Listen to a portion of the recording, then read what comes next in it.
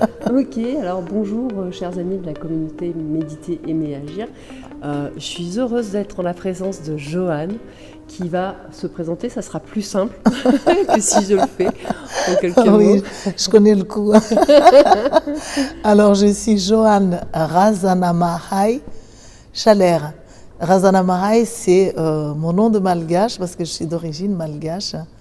Et je suis donc chamane et psychothérapeute. Je suis également écrivain et j'anime des conférences un peu partout dans le monde sur divers sujets. Eh ben super, comme ce soir, sur les personnages intérieurs ou les SPPA, Voilà. sous personnalité psychoactive. Et alors, bonsoir à tous, ou bonjour à tous. Alors, avant de rencontrer Joanne, que j'avais déjà vue sur Internet, surtout quand tu animes, des, je sais pas comment tu appelles ça, des séances collectives, je me posais la question, qu'est-ce que je pourrais lui poser comme sujet, qu'est-ce qui m'interpelle. Et au départ, j'avais pensé aux femmes et je me suis dit, bon, je vais quand même aller un peu lire, parce que même si je t'ai vu, j'ai pas lu, je suis honnête, j'ai pas lu ces livres. Et donc, la première chose que j'ai vue écrit sur mon ordinateur, c'était, Joanne a perdu son frère assassiné en 2002, je crois. Et là, je me suis dit, c'est un sujet que je voulais aborder il y a 2 mois et demi, suite à la mort du fils de mon compagnon. Et puis, je me disais, mais de quel droit tu vas parler de ça ? Ça me posait souci et en même temps c'était très présent pour moi. Et j'ai tout de suite pensé donc à la sœur de ce jeune garçon qui est parti, et évidemment à mon compagnon et à la maman.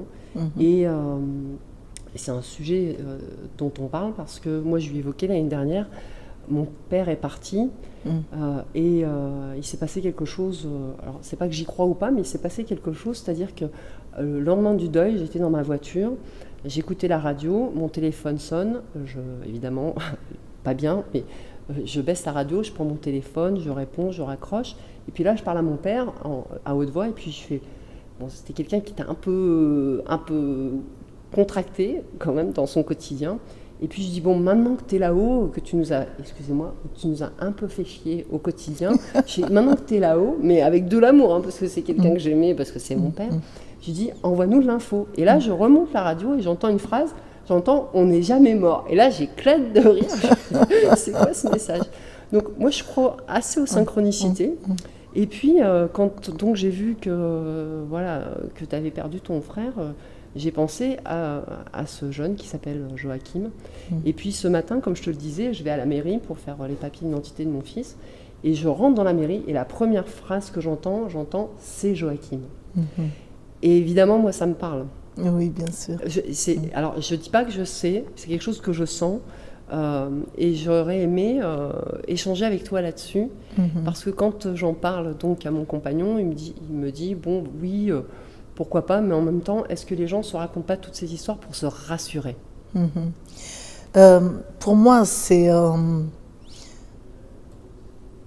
je ne peux pas me rassurer lorsque je dis que je vois mon frère jusqu'à aujourd'hui, depuis sa mort, même si maintenant les rencontres s'espacent, comme si petit à petit nous avons fini ce que nous avons essayé d'apporter au monde. Donc les rencontres s'estompent. Mais je le vois encore et pour moi, je vois toujours des êtres spéciaux depuis l'enfance. Je vois les esprits de la nature, même dans le même monde que nous, mais dans des mondes parallèles qui se traversent. Je vois les esprits, les guides spirituels, les anges. J'en ai vu dans l'Himalaya, c'était très impressionnant. À un moment où j'étais vraiment sur un passage, nous étions les premiers à ouvrir le passage un petit peu, après Topovan, là-bas, et aucun homme n'avait encore marché pour aller vers le point que nous cherchions à joindre. Et brusquement, je ne pouvais ni marcher, ni m'agenouiller, tellement le passage était très petit. En bas, c'était l'écoulement des pierres. En haut, c'était l'écoulement des pierres, et des petites pierres en plus. Et là, je me suis dit, oh là là, ça va être vraiment la fin pour moi. Je vois brusquement un Sherpa, je pensais que c'était un Sherpa, et qui passe, il me donne la main, il passe, je passe avec lui, il me pose de l'autre côté et il disparaît. Tal arrive derrière, il me dit, comment t'as fait pour arriver là? J'ai dit, mais j'ai été aidée par le Sherpa. D'ailleurs, je voulais lui donner quelque chose pour le remercier, disparu. Un peu plus loin, il y avait de nouveau un autre passage difficile. Qu'est-ce que je vois? Mais là, le Sherpa qui apparaît et se transforme sous mes yeux en atome d'abord, qui se recompose en formant un corps, le corps, la chevelure, mais tout était lumière. Et surtout, quand je le regardais, j'avais l'impression de me regarder. Et quand je voulais l'aimer, je sentais combien je m'aimais si profondément. En fait, j'ai découvert combien nous étions un. Et je vois les morts depuis mon enfance. Je fais des voyages hors du corps depuis mon enfance. Je vois également les êtres qui viennent naître au monde. Donc, pour moi, je ne peux que prendre au sérieux ce que tu as vécu. C'est la réalité, sauf que c'est une réalité d'une autre dimension. Alors, et plus les gens se durcissent, moins ils ont accès à ça. Sauf que lorsqu'ils sont amenés à se transformer, en ce moment-là, leurs âmes leur trouvent des moyens de s'ouvrir quand même à ce genre de situation. Alors, oui. Qu'est-ce que tu pourrais donner comme conseil, par exemple, je pense à tous ces gens qui perdent justement des êtres chers et qui sont dans la souffrance ou qu'on soit dans la peine, je conçois qu'on puisse être avec notre ego dans la peine, mais qu'est-ce qui fait que quelqu'un va se mettre plus dans la souffrance que quelqu'un d'autre, et comment on peut faire pour y croire? C'est difficile quand on n'est pas dans l'expérience. Soit tu as vécu l'expérience, donc tu peux en parler, mais quelqu'un qui ne vit pas l'expérience, il va dire, mais attends, soit elle est folle, soit elle est particulière, donc comment si tant est que ce soit la voie de dire, bon, on peut s'ouvrir, on peut être plus dans la conscience ou dans cette sensation d'unité. La première chose, c'est qu'on ne peut pas aider quelqu'un qui ne demande pas de l'aide. On ne peut pas obliger quelqu'un à avancer. En revanche, nous pouvons toujours tendre des perches en parlant de tel livre, en parlant de telle personne, en parlant de tel stage, en parlant de... bref, des choses comme ça. Et à partir de là, si la personne se sent appelée, si elle s'ouvre, elle va découvrir que d'abord, nous avons besoin de travailler sur nos émotions. Parce que les émotions filtrent en fait la réalité spirituelle. C'est à cause des émotions bloquées que nous ne percevons pas les mondes subtils. Déjà, gérer ses émotions. De deux, apprendre ce qu'on appelle le channeling, la médiumnité, la communication spirituelle, parce que ça s'apprend, exactement comme pour faire du vélo, exactement comme marcher, ça s'apprend en fait, la communication spirituelle. Alors comment est-ce que ça peut s'apprendre? Alors on apprend à les gestes qui nous alignent avec le divin, on apprend à se laisser pénétrer par le divin sans avoir peur de perdre son indépendance. Parce que la relation, c'est pas une relation d'esclave à un maître, c'est pas une relation de soumis à une énergie qui s'impose, mais c'est une relation d'amour où nous sommes appelés à être des ponts, nous aussi, comme les guides le sont, des ponts entre eux et les êtres, ou entre eux et notre planète, ou entre eux et le monde.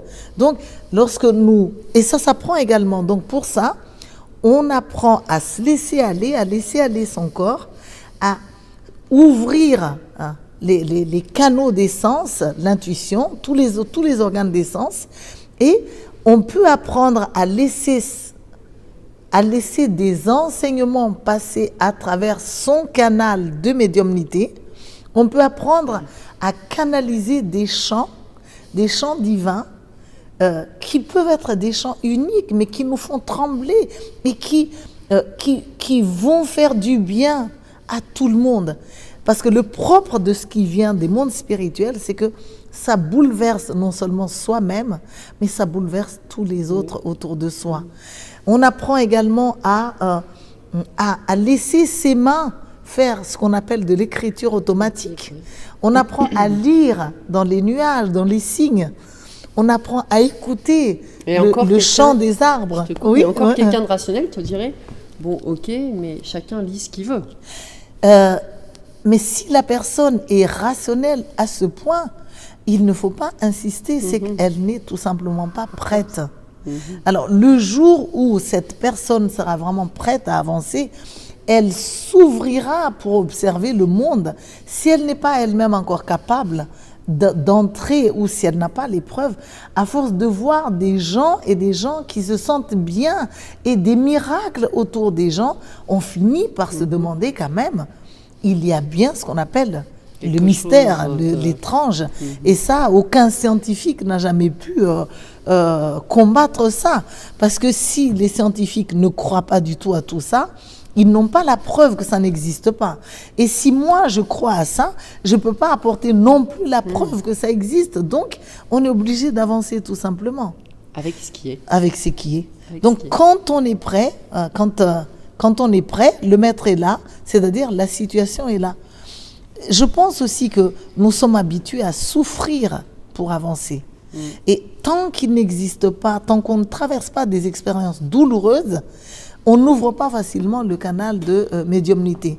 C'est ainsi qu'il faut qu'un parent perde un enfant pour s'ouvrir à ce monde.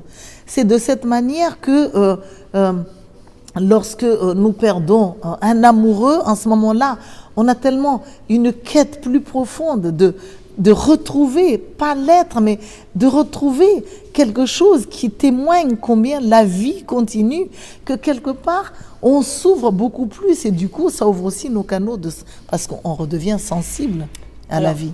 Est-ce que quand même autour de nous, on ne voit pas le fait que quand on est heurté, quand on vit la douleur ou des choses comme la maladie, est-ce que justement... Moi, ça m'étonne, parce que je me dis, oui, ça nous arrive parce qu'on devrait s'ouvrir, mais la plupart des gens, ils sont en contriction, je ne sais pas comment on dit, en contraction.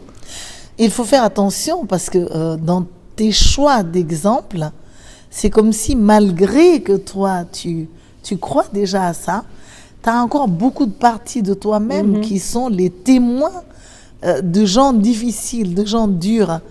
Là, par exemple, pour moi, je suis déjà le témoin des personnes qui s'ouvrent, parce que c'est ce que je côtoie chaque jour.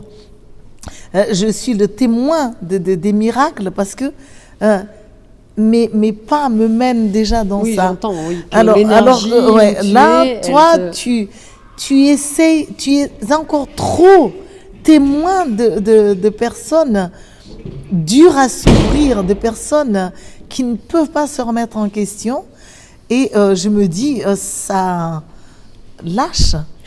Parce que si tu lâches et que tu deviens le modèle de ce que tu as envie qu'il soit, tu deviendras toi-même le canal de ça. Et du coup, ceux qui te rencontreront, ils ne peuvent pas ne pas entendre. Ils ne peuvent pas ne pas voir. Parce que tu seras le vrai témoignage de ce que tu aimes, de ce en quoi tu crois. Ouvre un peu plus. C'est ça que je dirais. Ouais. Tout à l'heure, je t'ai dit, c'est pas que j'y crois ou pas, c'est que j'ai des messages qui arrivent et je me dis, tiens, j'entends des choses, mais après les gens me disent, ah, tu sélectionnes, ou parce que ça t'arrange, ou non, ça m'arrange pas spécialement.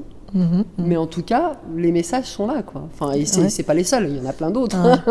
Alors c'est pour ça que je dis, il y a aussi la façon d'amener le message. Il y a la vibration par laquelle on amène le message. Il y a ses yeux, il y a ses intonations, il y a le passage de l'amour profond qui coule naturellement. Ça, c'est quand on a une grande majorité de facettes de soi qui sont déjà en connexion avec ce monde mystérieux, avec ce monde magique. Donc, ma conclusion, c'est laisser parler l'amour pour être le modèle de ce que nous essayons d'incarner sur terre. Soyons le changement que nous souhaitons être. Et si nous parlons avec les yeux pétillants, le cœur ouvert, les mains tendues, avec un amour infini, ceux qui sont en face, même les durs, vont être amenés à s'interroger parce qu'ils vont percevoir directement l'extraordinaire au-delà de l'expérience. Ils vont percevoir au-delà de leur dureté. Et c'est ça que je souhaite à tout le monde. C'est de pouvoir entendre, s'ouvrir, pouvoir témoigner, pouvoir être l'incarnation de cet amour, de ces ponts de lumière entre les mondes, être le témoin du merveilleux. Et combien c'est bon. Merci Joanne. Merci. Eh ben, à bientôt.